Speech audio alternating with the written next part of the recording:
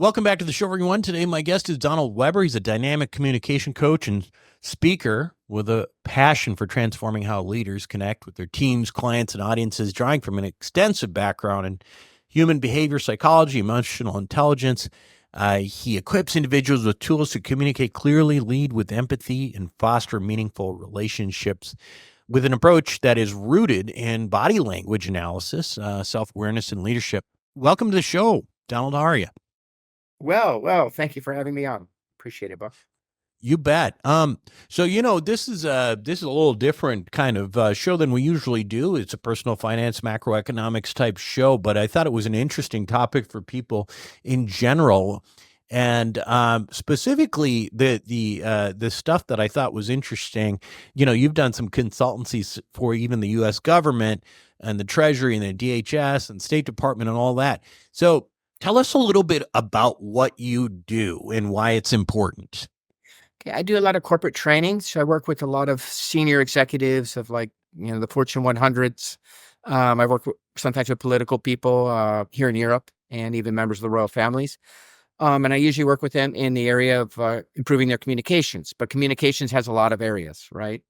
So, but nonverbal communication is always part of that, whether it's public speaking, we're negotiating, sales training, or we're CEO or director of a company and I'm having problems getting my team motivated or inspired. Well, it's really important how I deliver those messages. And maybe I'm not feeling so good one day, but that's my problem. I need to be still communicating clearly to my team so that I keep them motivated and keep them moving in the right direction where I want to go. It's kind of like, captain of a ship, just because he's maybe not feeling very good, he still needs to give his crew, proper instructions as what they need to do so they can get to their destination. Same for. Do you feel like your training is more about what you say or how you say it? I think it's more. Oh, that's a good question. If you go to Albert Mehrabian's studies from UCLA back in '73, what he said was that our nonverbal communication represents about 93% of what we're saying. That's taken out of context. It has to do with the congruency of the message. Example would be, if I'm telling you, this is the best product in the world and you really should buy it, unless I'm in Bulgaria, it's not congruent with the message I'm delivering to you. So the way I deliver it with my nonverbals, which includes also the voice tone. A lot of times, if you're talking to somebody and you notice their voice tone is quite steady, and then you get to a very critical point in the conversation, and then you notice it maybe dips down or jumps up, that's an indication of stress, discomfort, something's up. So that's like a red flag that we want to zone in on and say, okay, there's something going on here. We may bring it up verbally or not and just observe it and then try to see what we can do with that information. It's interesting that you bring up the voice part of it because, obviously I'm a podcaster and the majority of my listeners are listeners. They're not really watching. I mean, I'm not really like a YouTube, star or it's a bunch of 40, 50-year-old people who are interested in personal finance. What is it about certain voices that makes people listen? Because I will say this, I have had a number of people tell me that they listen to my show because they like the way I sound. It's a compliment to me, and I understand it. Of course, I don't really necessarily know what people like about me, but what I find is content-wise, when I listen to various podcasts, for example, I just listen sometimes because I like the way people sound. I mean, the content could be completely the same, but if I'm like, oh, I just can't deal with this guy's voice or whatever. What is it about various kind of voice patterns, the way we perceive various communication that makes it generally more or less attractive to an audience? Voices with deeper resonance tends to people prefer. And there's really solid evidence that indicates that deeper voice is more attractive to listen to. And I have the same experience. If I don't like somebody's voice, it makes it more difficult. And typically the type of voice I enjoy listening to is a deeper voice with more resonance, more bass. Usually you're speaking through your abdomen. I mean, a lot of, let's say, politicians and things or actors, they go to voice coaches to improve their voice. We have certain politicians right now running today for election, and they're very nasally when they speak. And that to some people can be very unattractive. Yeah, actually, Uh, Kamala Harris is pretty nasally, isn't extremely. she? You should Yeah, go to yeah. one. Yeah, and I found, yeah, and not to be political at all, and when this airs, the election will already be over, but I have a really hard time listening to her. I mean, just because it just sounds like it's coming from, from her nose, like you said, right? And whereas Trump, it's not, again, nothing political here.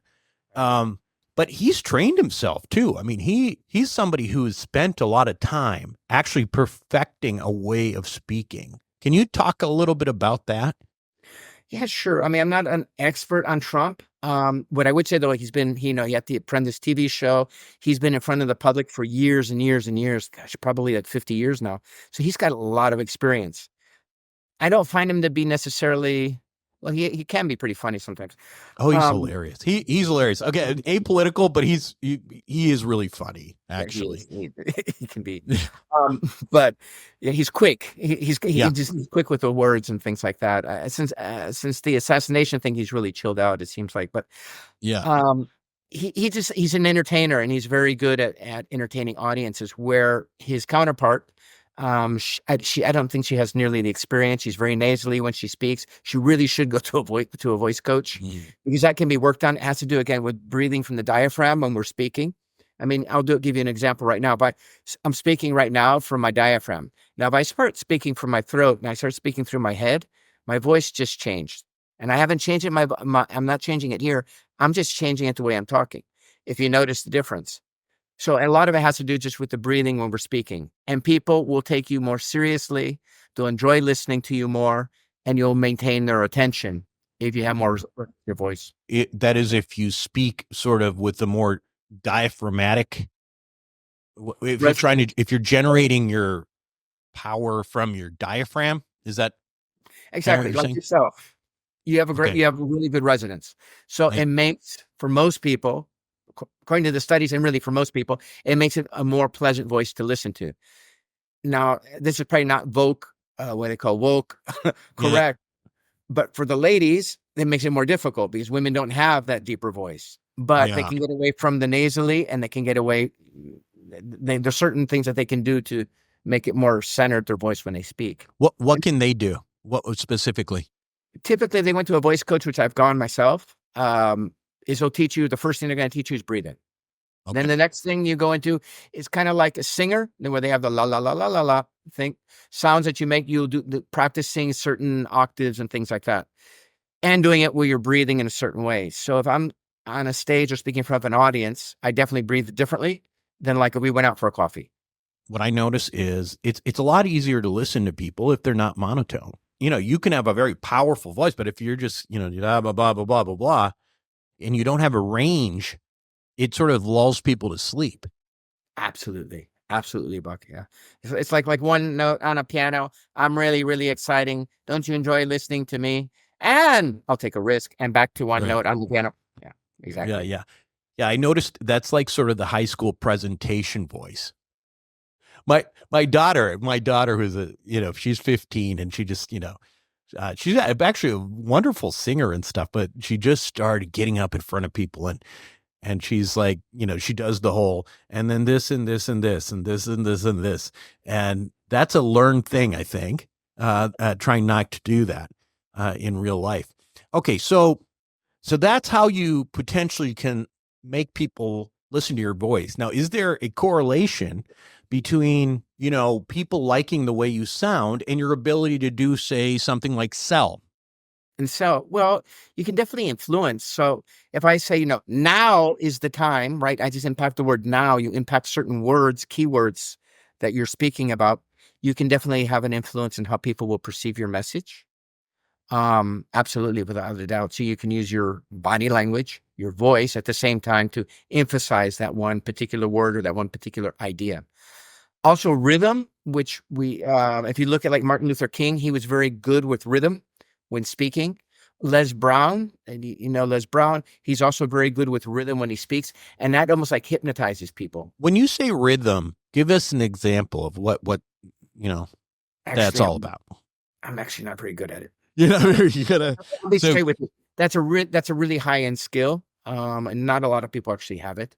You'll hear a lot of maybe preachers, not a lot, but you hear some preachers have it as well. But it's kind of Yeah, almost like music when they're talking. I see. So, and it's almost like hypnotic. Um, Yeah. So I think about Martin Luther King and the way Martin Luther King Jr. In his speeches, he would kind of, it was, yeah, you're right. It's almost like a song and sort of leading you and creating a vision with his voice, right? That kind of, yeah, I get exactly. it. Obama had a little bit of it as well, Yep. not the degree, but he had some of that ability, but not to the degree of Martin Luther King or even Les Brown. Yeah. Okay, so we've talked about voices, and I guess the take home there is that if there's certain voices or certain speaking patterns that that will help you influence people, right? So the question is, what kind of training can you get on that? Because obviously, some people are born with more skills than others. How teachable is that skill? I think it's very teachable. It's a skill that some people are born with it and they're lucky, right? But most people are not. So it's a skill that somebody would teach you, and then you practice it over and over and over and over and over. What I was going to say is, for example, if you're in an argument, let's say you're in a situation where somebody's angry or they're all emotional or something like that, let's say in the workplace, a technique you can use your voice to calm them down is they're excited, right? And their voice is going up and it's escalating. And you do the opposite. You slow down, you speak more slowly, you speak maybe even softer. You might even change your body language a little bit. Eventually, what will happen, it might take a minute or two, a few minutes. Eventually, they'll start to calm down and because basically what you're doing is rather than escalate the situation, you're diffusing the situation. Because when people are very emotional, they're not as smart. When we're in a negative state of mind, I think the study says we're like 31 or 38% less intelligent. So that would mean that you're 31 or 38% smarter when you're in a positive state of mind. So if we're trying to solve a problem and we're angry, we're not going to be as creative. We're not going to come up with as many creative solutions and all that. So we can use our voice by modulating it, how fast we speak, how slow. If I'm giving a presentation, if I want to get people excited, I'll start speaking quicker, and I'll start varying my voice up and down and moving it around because I want to bring energy into the conversation. But you don't want to do that nonstop. Then maybe you want to slow down and pause, or express an idea that's important. And now is the time for us to make a change. Silence. So as I'm talking to you, I notice you use your hands a lot. Do you? Again, some people do watch this show. Others are listening. So do you always use your hands, or you kind of do it? Are you trained to use your hands? I'm doing it. I use my hands quite a bit because I live in Southern Europe, but I'm doing it probably more right now than I would be in a normal conversation. But I still would use it. What does Southern Europe have to do with it? Is the fact that they're not understanding you as well with verbal language? I don't know. If you think about the Italians, they use their hands a lot. The Spanish, they use their hands a lot. So it's more, it's common that people are more, I think, because you're trying to illustrate whatever the point you're trying to, now I'm becoming self-conscious with my hands. Well, you're trying to illustrate the point you're trying to make. And I'm kind of right now in teacher mode because we're talking about this topic. So immediately it's, put on the teacher hat kind of thing. How important is that sort of the hand gestures and all that, and what does it accomplish? Well, you can put emphasis to a point. So again, if I'm saying, that's too expensive, and I'm putting my hand down on the table or something like that, I'm emphasizing that it's too expensive, or, hey, that's a really great idea. I'm emphasizing the thought, and there's other things you can do. Like if you're saying, if you probably have heard, Buck, the idea of not using the word, I'm doing this on purpose by the way, my hands right now, but using the word, but. So, you did a really great job on that, Buck. We're really happy with that, but. You're fired. Yeah, right. The shoe's going to drop, right? So, we teach. So, did a really good job on that. But that's the past. Yeah. Now we got to think about the future. Okay. It's a way of kind of like marking, but that's the past, or, we had a big problem with this, blah, blah, blah, but that's the past. Now we need to look ahead towards the future. So you can use, it's more subconscious kind of stuff that you're doing. And it depends who you're talking to. It doesn't work you don't use the same techniques with every single person. Different people are different. It's better to communicate with different people in different ways. What types of clients are your, I guess, I mean, you work with corporate, you're doing some consulting for corporate, and you also do some government consulting. What are they trying to achieve typically? Are they trying to learn how to influence? What are they trying to do generally? If it's in the private sector, in the corporate world, they're trying to they want their people to stay engaged and do the best job as possible. That's basically the thing. One. Or two, they're giving a presentation at the embassy or somewhere like that, and they want to look good. And then, by the way, most people that suffer from fear of public speaking or glossophobia, it's a result of focusing on the wrong stuff. Because rather than focusing, well, obviously preparing, practice, and all that is very important. But rather than focusing on yourself, focus on the audience, on giving. That helps relieve a lot of fear of public speaking. But usually, so the people like speaking at an embassy. I just helped the CEO of a major organization with that recently. Maybe they have to do a meeting at the board of directors, and they have some issues with that, or perhaps they're going to deliver a message to the entire team of the company, which might be, I don't know, 5,000, not 5,000, but 500 or 1,000 employees or something like that. So it depends. Usually it's a special engagement, and usually these people already are pretty good at public speaking, but they just need that extra push.